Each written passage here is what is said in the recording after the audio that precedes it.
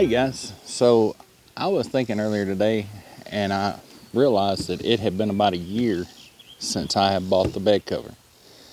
I bought the bed cover, fuel tank, fifth wheel all at the same time. And I wanted to do a review on it. For what I gave for it, I mean, they're kind of expensive, and I'd heard kind of mixed reviews about them before I bought it, but it was still the best one that I could find that would do what I needed. The one thing I wanted, hard bed cover. That way you pull in somewhere. Out of sight and out of mind works great.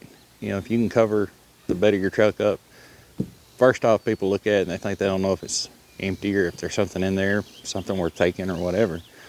And then other times, like I say, just that hard cover gives you a little extra sense of security. And also, I found it works great. It will support me if I stand on the very edge of it. I have not ventured out into the middle of it yet. But I did have a friend that's a lot smaller than me, and he got up here and walked around on it and had no problems. So there are some things. It's been a year, and as you can see, it's still on here. There's some things I kind of wanted to go over. I have had to call them about replacement parts. I'll go over that in a little bit too, and the customer service and all that. So probably my favorite thing about this bed cover, probably what sold me on it in the first place, is you can't get into it without opening the tailgate. And that's pretty apparent, but the way I found that out for sure is last winter, I have a subscription for Mr. Car Wash where I can go through and get my car washed as many times as I want to in a month. So it's 13 degrees in Des Moines, Iowa. I went through and had truck washed. When I did, the water came all down through here and froze solid. I couldn't get the tailgate open, couldn't get the bed cover open, couldn't get into anything inside of my bed. I guess you'd call that a con, except for I should have known better, you know. So I had to wait on it to thaw out, and then once you pull this down, open the tailgate, there's a little cable right here. You unlatch it here. Second time, there's not one. Second time, there's not a latch. Gotta unlatch the next time right here. And then one on the last run. So with the RV transporting, I have to get into this fuel tank all the time. Every time I buy fuel, I have to get into this tank. Now, getting anywhere from 8 to 12 miles a gallon towing a big heavy fifth wheel, I can have to get in. Sometimes every day I have to top off of fuel depending on where I'm going. I used to have a cooler sitting over there on the other side of the bed, and anytime I'd want something to drink or any of that stuff, I'd have to get in there too. So that thing has gotten a ton. There's no telling how many times it's been open and closed since I had it over the course of a year. And another thing, it puts a beating on it. If you're going to California, which I do pretty much every week or every other week, and that thing's sitting up there, just sitting there rocking back and forth, what it's done is it has rubbed right here, and right here has gotten eat up pretty bad. The other side is not like that. And the reason this side I believe is like that is we keep opening it on up.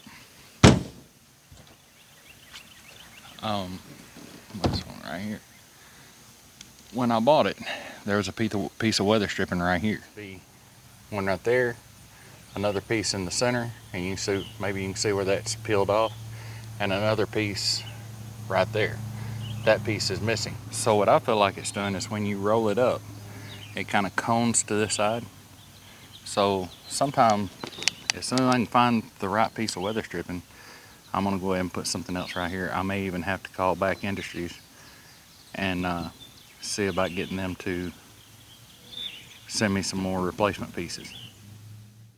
Last year I was headed back home across Montana, and if you've ever been out there, speed limit's 80 miles an hour, and I was running 80 miles an hour. Now, I got to noticing there was a pretty rough crosswind. I think it was a 40 mile an hour crosswind, here I am chugging along 80 miles an hour.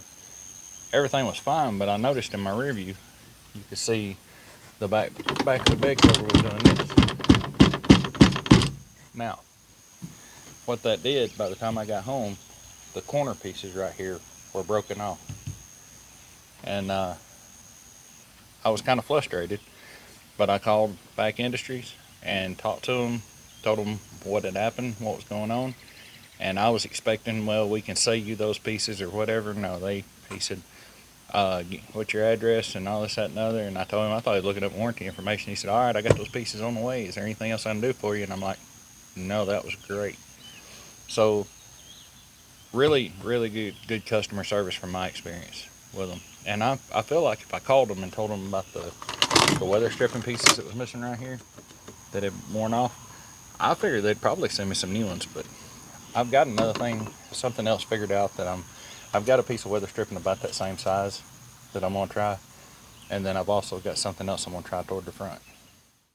Now I was kind of worried when I bought this thing that where the rubber contact, where the folds are, that it would eat that rubber up, or the rubber would come loose and just start flopping. I didn't know, but so far it's got a little piece of a tear right there, and on the other side to match. Come on up right here. It's a little worn, but it's been on here for a year. So far, I'm pretty happy with all this. I mean, to have had it for a year, I kind of expected it to be a lot worse. Go ahead and raise it on back up. Now, you see the weather stripping up top right there? It works really good to keep it off the back of the truck, because I'm not easy with it. I'm not easy with it by any means. I just flop it up there, and it's never left a mark. It leaves the little, the little impression that you can see where it looks like, where you can tell it's been touching, but you can get up there and rub that and it comes right off. Also, right shortly after I bought it, well, it was probably a few months after I bought it, I noticed that it had gotten to where when I would open it and close it, it would slide back and forth on the track on this side. So I got to looking, and there's a black knob over there under the other side. I'll show you a little closer up here in a few minutes. But that knob had broken. The nut was still there, but the knob was gone. And I found out that a wing nut would fit right there in its place. So I put a washer in a wing nut, tightened it down, no issues. And there's that knob. When you set the bed cover on, there's this little metal plate, and there's a stud on the bed cover that fits through that metal plate. You put the knob on and snug it down. And that's about all there is to it. There's that, and then you see the nut in the front, the nut in the middle, the nut in the back. When you first take it out of the box, you set the rails up on your truck, and you try to get them evenly matched. Is what I did. And I kind of measured it on the front and put it to where it would leave me right in the turns, where that little piece of bumper right there or felt, whatever you call it, would be right in front of the track. And then I looked to make sure it would be evenly spaced all the way across the front. And then once I actually set it on, you can loosen that knob and slide the cover back and forth and get it exactly where you want it. And then you also have to make sure that the seal hits the tailgate just right also, to make sure that it gets a good seal. I don't think there's anything that you can do, or anything I can do about this, but you can see the daylight through there. So when it starts raining, I'm going to get water through the tailgate, no matter how good any bed cover does seal off. Another thing I want to show is on the front, there are these little drains that go on the end of the track and run out the front of the bed. If I can move that. And those things work. If it starts raining, you've got it up. I've actually put a water hose on it when I first got it, just to see, and the water went right down through there and dumped right out the drain. I thought that was a pretty good system. So overall, after a year of having and using this bed cover on a daily basis, and my experiences with it, I think it was, don't quote me to it, I think it was around 900 bucks when I bought it, plus tax and everything. I got it at Dan Service Center in Elkhart, Indiana. I got the fuel tank, the fifth wheel, and the bed cover. And I don't remember what the breakdown price was on each one of those. I know it was about $2,800 out the door or something like that, for all of it. And I'm pretty sure this was 900 of that. Would I buy it again? Absolutely, in a heartbeat. It has been a very good investment, and it's still holding up this good after a year. I'm thinking hopefully I should get at least 3 years out of it, maybe more, if I can figure something out about if I could turn the fuel off and on without having to get into the bed. And thought about putting it on electric pumps, some different things, but nothing panned out. That's another video for another day. And now that I don't have my cooler back here anymore, you know, those two things in itself would extend the life of this bed cover a lot longer. But like I said, it gets open and closed to death. It gets worn out. And I'm very impressed with how well it's held up. So if I had the money to spend and I wanted a good bed cover, I would buy this one again all day long. Anyway, I hope you guys found what you're looking for. Hope you enjoyed the video, and I will see you again in the next one. Thanks for watching.